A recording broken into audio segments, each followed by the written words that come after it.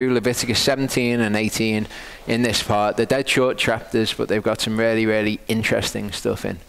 Okay, so Yehovah spoke to Moshe saying, "Speak to Aaron and to his sons and to all the children of Israel, and say to them, this is the word which Yehovah has commanded, saying, any man from the house of Israel who slaughters a bull or a lamb or a goat in the camp, or who slaughters it outside the camp, and does not bring it to the door of the tent of meeting, to draw near with a means of drawing near to Yehovah," to use it basically as a means of drawing near to Yehovah, before the tent of meeting, or the dwelling place, the Mishkan, before where he's dwelling of Yehovah, blood guilt is reckoned to that man.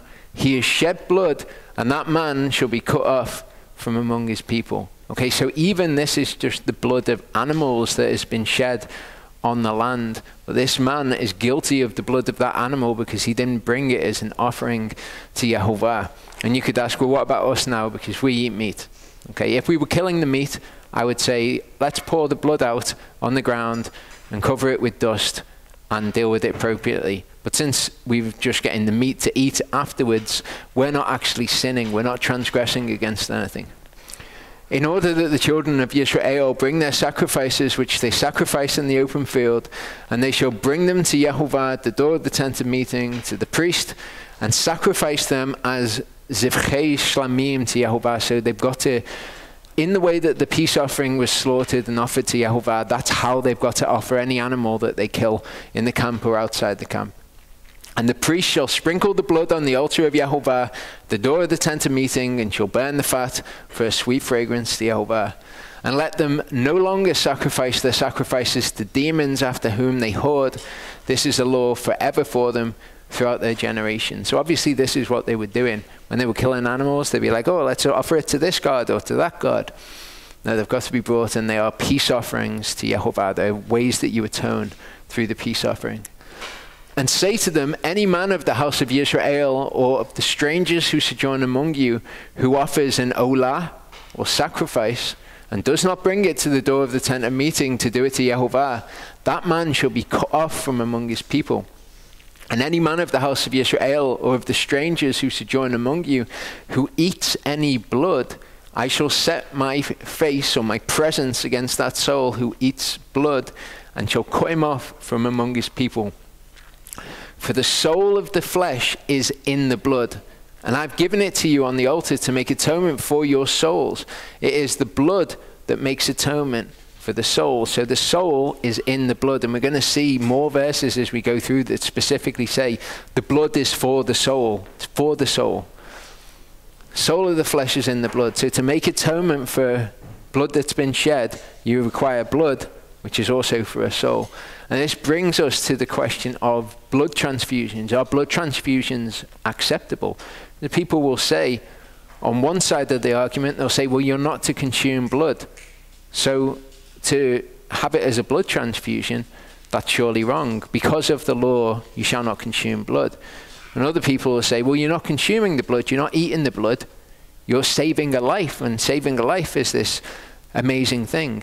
So we need to look to the Torah to see what it actually says about the blood, to see how we should be treating it. Therefore I said to the children of Israel, no soul among you eats blood, nor does any stranger who sojourns among you eat blood. Again, Genesis 9:5, only blood for your souls I require. From the hand of every beast I require it, from the hand of man, from the hand of every man's brother I require the soul of man. And it's soul, it's not life. Like in the Greek when Peter was talking before, it's the sucha, but it's not the life, it's the soul. You've cleansed your souls, not cleansed your lives.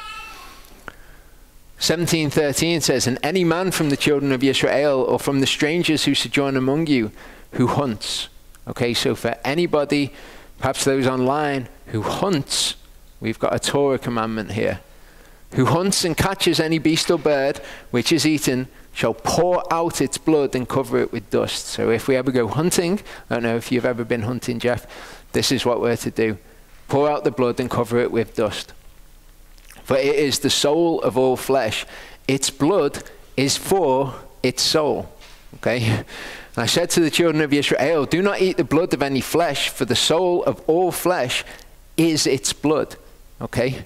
anyone eating it is cut off. So when we come to the question of a blood transfusion, should we be saving a life by injecting the soul of another person into us? The soul, its blood is for its soul. Its soul is its blood. Should we be injecting that into ourselves? Well, I would say it's an incredibly sacred thing. It's given to us to make atonement. If we're not to eat it and physically consume it, then the idea of drawing it up into a needle and squirting it into somebody else is probably not a good idea. Any soul who eats a carcass or what is torn by a beast, be he a native or a stranger, he shall wash his garments and bathe in water and shall be unclean until evening. Then he shall be clean. So this word, carcass, is an interesting word. Okay, if carcass meant, we were talking about this the other week, if carcass meant literally just a thing that was alive and is now dead, it's a dead body, then that would mean any time you ate any meat that was clean meat, then you would be unclean because you'd eaten the meat. Carcass, what it actually means is something that's died of itself, basically, something that you find and it's dead. It's its carcass. We've got an English word that we've plugged in there to the Hebrew, which is not representative of what it is. Some translations actually say that anything that's died of itself, or what was torn by a beast. So something that's been killed by something else, or something that has died. Okay, it's close to the realm of life and death. It's died for some reason. It's been killed by a predatory animal for some reason. Okay, in that case, if you eat that, then you'll be unclean. Wash yourself and your garments, and you'll be unclean till evening, and then you'll be clean. If he does not wash or bathe his body, then he shall bear his iniquity. And we saw that in the law of sins committed by mistake. If you didn't know that this had happened and you become unclean, then you would still bear your avon, your iniquity. And Yehovah spoke to Moshe, saying, speak to the children of Israel and say to them, I am Yehovah your Elohim. Do not do as they do in the land of Mitzrayim, where you dwelt, and do not do as they do in the land of Canaan, where I am bringing you, and do not walk in the chukah. Okay, and there's a rabbinical teaching that I believed for ages that a chukah was like this special sort of law, and it meant this thing, and it's got all this special significance. It doesn't mean that. It's just a statute. It's just a law. Okay, do not walk in their chukah. Whose? Okay, those of the land of Mitzrayim or the land of Canaan. They might have been following the code of Hammurabi or whatever. Don't follow after that garbage. Do my justices, and justice is probably what I'm going to go with moving on. I've struggled with what to translate mishpat as. Judgments, right rulings. Really, it's justices, because when you look at those laws, they tell you what is the just thing to do in that situation. So I'm going to go with justices, and there's my reasoning. Do my justices and cherish my chukah to walk in them. I am Yehovah your Elohim. And you shall cherish my chukah and my justices, which a man does and lives by them. I am Yehovah. No one is to approach, and the word there is the same one, karav. Okay, when we are drawing near to Elohim, we are drawing near to the tent of meeting, his dwelling place, physically. Okay, when it comes to the spiritual sacrifices, we're drawing near to him figuratively. But this is a literal way that this word is used as well. No one shall karav, draw near to anyone of his own flesh to uncover his nakedness. I am Yehovah. The nakedness of your father or the nakedness of your mother you do not uncover. She is your mother, you do not uncover her nakedness. The nakedness of your father's wife you do not uncover, because it's your father's nakedness. And that'll be relevant in a minute. The nakedness of your sister, the daughter of your wife, the daughter of your mother, whether born at home or elsewhere, their nakedness you do not uncover. So there's a lot about nakedness in this passage. And when I see a word that I think, what is the actual concept there? Because we've put nakedness in there. What's the actual concept? First place that I'll go to will be the Septuagint. And I'll say, well, how did the translators of the Septuagint understand that to put it into Greek? And the word that they use is Acharei Mot. Unseemliness, an unseemly deed of a woman's genitals, of one's nakedness or shame. And we talk about our shame, don't we? Cover up your shame. Don't cover your shame.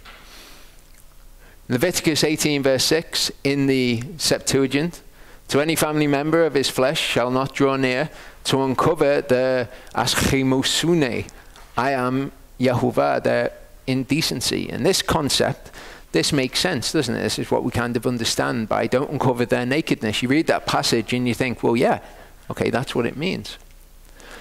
In the narrative about Noah, we see a different word. It says, and began Noah the man to be a farmer of the land, and he planted the vineyard, and he drank from the wine and became intoxicated and became naked in his house. And he looked at Ham, the father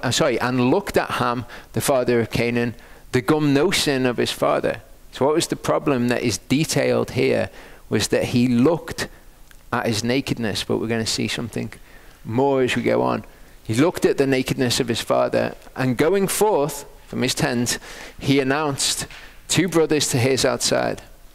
And taking Shem and Japheth the cloak, laced it upon 2 backs theirs, and went backwards and covered up the gumnosin of their father. And their face was backwards, and the gumnosin of their father they looked not at. It doesn't say they didn't uncover it. It says that they didn't look at it. And the problem of what Ham did was that he looked at the nakedness of their father. But then, just as in the Hebrew, it says, just throws up this really puzzling thing. Sobered up in Noah from the wine, and knew as much, did to him son his younger. He knew what his younger son had done to him. To look at his nakedness is not something that is done to Noah. Okay, you couldn't say that. What they were concerned with was looking at his nakedness. We saw before, you shall not uncover your mother's nakedness because it is your father's nakedness. Okay, so what did his son do to him? Okay, and we've looked at this before, but even the Greek, through using these different words, points us in that direction of Ham probably slept with his mother. Genesis 3, 6-7. Okay, we've got the idea of what it is to uncover someone's nakedness. Okay, to look at somebody's nakedness or whatever. There's also a spiritual application of this, to uncover your nakedness. Okay, what is your nakedness? The woman saw that the tree was good for food, that it was pleasant to the eyes, and a tree desirable to make one wise. She took of its fruit and ate. And she also gave to her husband with her, and he ate. And the eyes of both of them were opened, and they knew that they were naked. And they sewed fig leaves together and made loin coverings for themselves. So they knew that they were naked. How did they know that they were naked? They sinned. And after they sinned, they knew that they were naked. Does sin confer upon you some kind of knowledge of whether or not you're wearing clothes? It doesn't. But if you sin, you may become aware of spiritual nakedness. Genesis 3, 10-11 says, and he said, I heard your voice in the garden, and I was afraid because I was naked, so I hid myself. Adam was afraid because he was naked. Oh wait, there, he's just made loin coverings for himself. So he wasn't naked wearing no clothes, but he was naked in a different way. He said, who made you know that you were naked? Somebody's made you to know that you were naked. Have you eaten of the tree? So Yehovah says to Adam, how is it that you know that you're naked? Did you do the thing that I told you not to do? Became aware of your nakedness? Because what are we told? Hebrews 4 verse 13, there is no creature hidden from his sight, but all are naked and laid bare before the eyes of him with whom is our account. Okay, so we all have a spiritual nakedness before Elohim. Revelation 3:18, I advise you to buy from me gold refined in the fire, so that you become rich, and white garments so that you become dressed, so that the shame of your nakedness might not be shown. Okay? What did they say when they were naked? What does the scripture say about their nakedness? It says that they were ashamed. I don't think that they were prudish, that they suddenly went, ooh, you can see my willy. I think that the shame of their nakedness was an actual shame, a moral shame, the shame of their nakedness. It's exactly the same phrase that we read of here. Okay, so whether or not those was a spiritual nakedness, that's unimportant. The point is that there is a spiritual nakedness that we have before the Father that you can apply these Torah commandments to, about exposing someone else's nakedness. Verse 10 says, the nakedness of your son's daughter or your daughter's daughter, their nakedness you do not uncover, for theirs is your own nakedness. The nakedness of your father's wife's daughter, brought forth by your father, she is your sister, you do not uncover her nakedness. And the reasons that it starts giving for why you don't uncover someone else's nakedness are all quite weird. The nakedness of your father's sister you do not uncover, she's your father's flesh. So she's your father's flesh, don't uncover her nakedness. The nakedness of your mother's sister you do not uncover, for she's your mother's flesh. The nakedness of your father's brother you do not uncover. You do not draw near to his wife, she's your aunt. The nakedness of your daughter-in-law you do not uncover. She is your son's wife, you do not uncover her nakedness. The nakedness of your brother's wife you do not uncover, it is your brother's nakedness. The nakedness of a woman and her daughter you do not uncover, nor do you take her son's daughter or her daughter's daughter to uncover her nakedness. They're her relatives, it is wickedness. Okay. Just a statement that's thrown out there. They're related, it's wickedness. They're their flesh, it's wickedness. I would suggest that it's something to do with the becoming one flesh thing, although I couldn't prove it to you. And do not take a woman as a rival to her sister to uncover her nakedness while the other is alive. And when I saw this verse, I was like, this is amazing. I've been looking for this verse for ages and ages and ages and ages. It's always been on my mind. In Romans 7, when Paul says, I speak to those of you who know the law, that the law has dominion over somebody basically while they're alive. After they're dead, it doesn't have dominion over them anymore. I thought, where in the Torah is he getting this from? Has he just made up this rule? Well, it's this, isn't it? He's talking about taking someone as a wife, and that you can't take another wife until they're dead. Do not take a woman as a rival to her sister while the other is alive. So when they are dead, this Torah has no more dominion over them, and you can remarry. So this is where Paul gets it from in Romans 7. Verse 19 says, and do not draw near to a woman to uncover her nakedness in her monthly separation of Tumah. Okay, it's got nothing to do with the Chodesh. Monthly separation is Hebrew. In Hebrew is Nidah. It's just her period, basically. Do not have intercourse with the wife of your neighbor to defile yourself with her. And we see these terms being introduced back in here, the uncleanness. Okay, that's why Yehovah wants atonement, because he's surrounded by all of this garbage that's going on. Don't make it any worse. Don't make yourself tamai. Do not give any of your offspring to pass through to Moloch, and do not profane the name of your Elohim. I am Yehovah. Do not lie with a male as with a woman. It is an abomination. Do not have intercourse with any beast to make yourself to mate with it. Unclean, and a woman does not stand in the presence of a beast to mate with it. It is a perversion. Okay, all these things, all the creation was in a certain way, wasn't it? Okay, Adam and Eve sinned, and then death enters into creation. And then you've got all these uncleannesses created, which again is all linked to atonement. Do not make yourselves tamai with all these, for by these all the nations are tamai, which I'm driving out before you. So all of the nations have made themselves tamai, and we've looked before at the idea of what makes us holy, what makes us set apart from the nations. Things like the Sabbath are not necessarily sin to them, but they do have a problem that they have made themselves unclean before Yehovah. Thus the land became tamei, became unclean. Therefore I punished it for its iniquity, and the land vomited out its inhabitants. But you shall guard my chukah and my mishpat, and you do not do any of these abominations, the native nor stranger who sojourns among you. Because the men of the land who were before you have done all these abominations, and thus the land became tamei. Okay, so we've started off with atonement. You've got to atone it because of all the uncleannesses of the land. And then as we've progressed through this, it starts to tell us a bit more about what makes us defiled, what makes us tamei, why he can't dwell there. And the children of Israel who've returned from the Gentiles the exiles, ate together with all those who had separated themselves from the tumah of the Gentiles. Okay, it's this separation, again, which we need to do. That's what being holy is. It's separating ourselves from these things.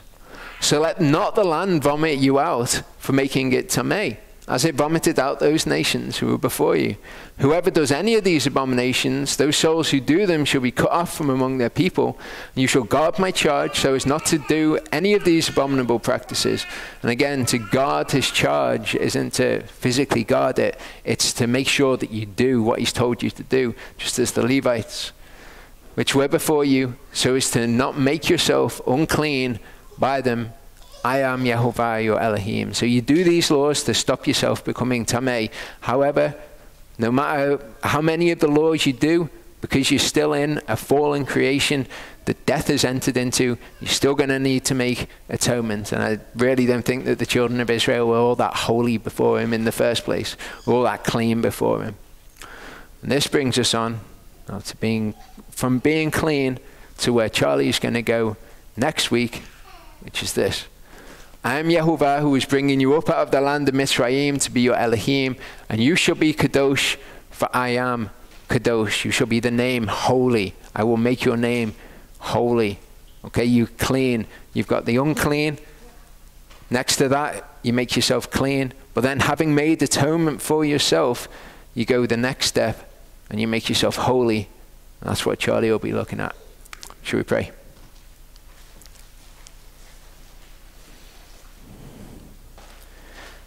Father, we want to be pleasing in your sight. Thank you for the atonement that you've made for us. And thank you that you've given us all that we need for life and reverence, and that we can just trust your word and do it. And we'll find ourselves atoned for and spotless and blameless before you at your coming. Pray, Father, that you help us to see who you are, and you help us to see your holiness, and to set us apart, to make us kadosh in your sight. We want to be pleasing before you when you look down from heaven. Thank you for everything that you've done, everything that you've put in place to allow us to be made clean when we've made ourselves filthy before you and defiled ourselves. Thank you that you knew all these things from the beginning, and everything was just there set in place to play out, to bring us to you. And thank you that you've put in our hearts a desire to walk in your ways, to be clean and to be kadosh before you.